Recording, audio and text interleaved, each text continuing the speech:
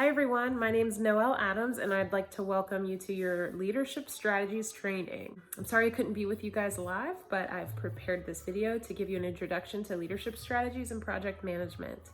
So I wanted to talk a little bit about the strategies to leadership and implementing that into project management. According to Larson and Gray, 2018, one of the keys to be an effective project manager is building cooperative relationships among various groups of people to complete projects. Sounds obvious, right? So success is dependent on many factors. Obviously, it's dependent on the performance of the project team, but it's also dependent on many other things, including the efforts of the top managers, clients, suppliers, contractors, etc. Let's talk about the difference between leadership and management. Successful project managers are those who practice both effective leadership and have strong management skills. According to Kumar 2009, strong management skills can be gained through practice and experience, and leadership skills can be learned and the leadership qualities can be developed. As its title indicates, a project manager is responsible for managing projects. However, they must be able to lead those that they manage. So we're going to talk about some specific qualities of project managers. The first is that they are innovative, meaning they think on their toes, they're able to come up with great ideas, and they're very creative.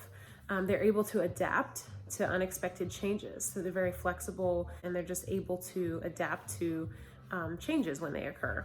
They're also able to deviate from the original plan when necessary. So they can recognize a problem and they know how to deviate and kind of work their way around it. And they're able to implement notable changes to the scope of the project when they need to in those cases. They're also able to keep a project moving forward. So even when things are happening that kind of get in the way and cause a problem or an issue to arise, they're able to keep the project moving forward through those adjustments. Larson and Gray 2018 identified differences in managing versus leading, stating that management is about coping with complexity and leadership is more about coping with change. So a good manager is able to take a very complex situation or work through a complex project, while a leader is able to better adapt and be more flexible when unexpected changes or problems arise. So let's talk more specifically about the qualities of a good manager or good management.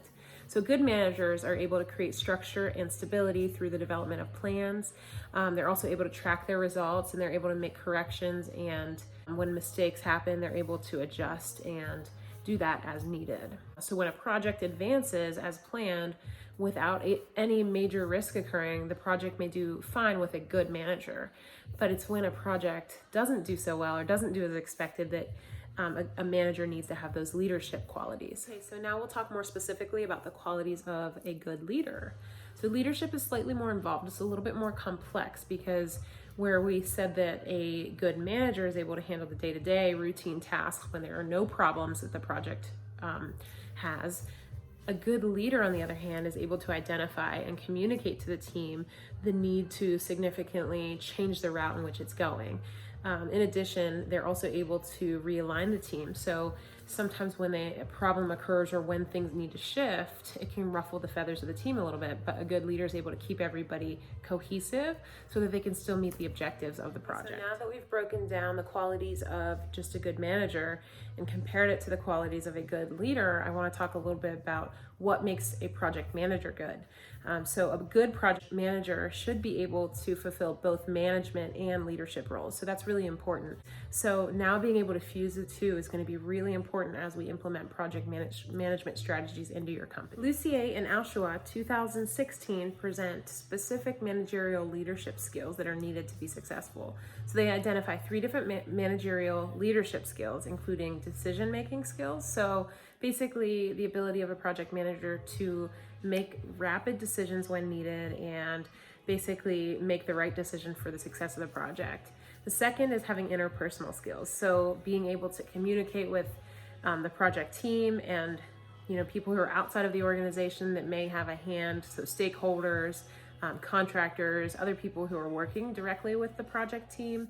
And then also having the technical skills. So a lot of times leaders may lack the technical skills, but it's important for the project manager to have both the managerial skills and the leadership skills. So with that comes also having those technical skills and being able to get their hands dirty and actually get in there and work with the team. The authors state, and I quote, "Managers focus on doing things right and leaders focus on doing the right thing." I love that quote. As sometimes as managers, we just do the day-to-day tasks that are required, but a leader sometimes has to focus on doing the right thing. So they need to make sure that kind of goes twofold. They need to make sure that they're doing the right thing and they're making the right choices, but also that ethically they're doing the right thing as well.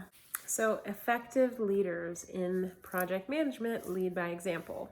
And what I mean by that is that when faced with a problem, the project team is going to look to their leader, their project manager, to understand how to respond and how to react to things. And so it's important to realize that people, when faced with that problem or whatever the problem is, they'll search for guidance.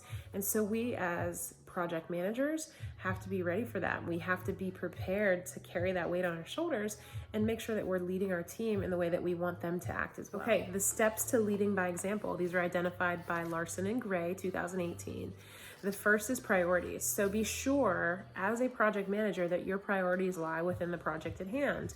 So the time that you devote to your project will trickle down through your team. And so it doesn't go unnoticed. So make sure that the organization itself may have a lot of things going on. They may have a lot of irons in the fire, but it's important that you dedicate your time and you prioritize accordingly so that your team realizes the importance of your project. And the second is urgency. So creating a sense of urgency is very important. Now, this is different than creating a sense of panic. You don't want people to always be in panic mode, but a sense of urgency so that we're timely, we're getting things done, we're beating deadlines sometimes to get us ahead and create a little bit more time so that we have a little more wiggle room. So the quicker you work, the quicker the team will work. Is problem solving. So I think it's really important for you to remember when you're faced with an issue or a problem that you respond, not react. So take a breath, take a moment to think about how you're going to respond. Project managers should be careful to solve problems thoughtfully as opposed to just having a knee-jerk reaction that could be perceived negatively by the team. Next is cooperation. So it's important for you as a project manager to play nice, and by that I mean to interact cooperatively and nicely with outsiders and other departments who may have some piece in your project. Anybody that you have to work with, make sure that you treat them well because your team will do the same. Next is standards of performance. So it's important as a project manager to set high standards, and this is done through your own work and your own performance. So you should exceed your team's expectations of you. So work hard and make sure that you're staying on task and you're getting things done on time and you're doing all the things above and beyond what you expect of your team, because they see this from you and they will also improve their performance. Next is ethics. I think this is an obvious one, but it's something we should definitely talk about. So how you respond to ethical dilemmas will set the tone as to how your team will also respond. So as stated previously, a good leader focuses on doing the right thing.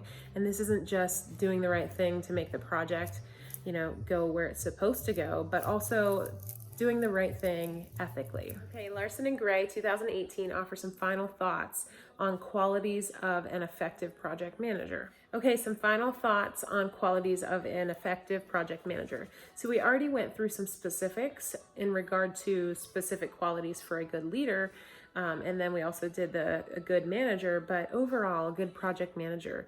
So this includes both leadership and managerial qualities. So the first is that they are innovative and they're able to maintain stability. So when things start to get wavy, they can keep the boat stable. They can see the bigger picture, but they're not afraid to get their hands dirty. So they're not afraid to get in there and work with their team and not just be a manager and bark orders at their team. They also encourage individuals to develop, but they don't lose sight of the team effort. So they encourage the team, but they also support individuals' needs and their growth and development. They understand when to be hands-on and when they should back off a little bit. So not only, in addition to being able to get their hands dirty, they know when it's appropriate to step in and get their hands dirty, but they also know when they should be more of a manager or leader. Another quality of a good project manager is that they're flexible yet firm. So they're able to adapt and bend to the changing tides and the changing environment of the project, but they're still firm. They still keep their deadlines and they still keep things moving forward, and they still encourage their team, and they don't just let things fall apart when they face problems. Another quality is that they're able to cultivate loyalties to both the team and outsiders, like higher ups in the organization, stakeholders. So they're able to keep that nice harmony between all parties involved. So those are some closing thoughts and some final thoughts on qualities of a good project manager. You may be right now feeling like a lot of these ideas that I've explained to you are a little bit too much to chew right now, but rest assured that these strategies can be learned, and just simply acting optimistically with integrity and acting proactively. These are qualities that are a great foundation, and all of you who are listening today have been identified as potential leaders, and so I know that you guys can be successful in this journey.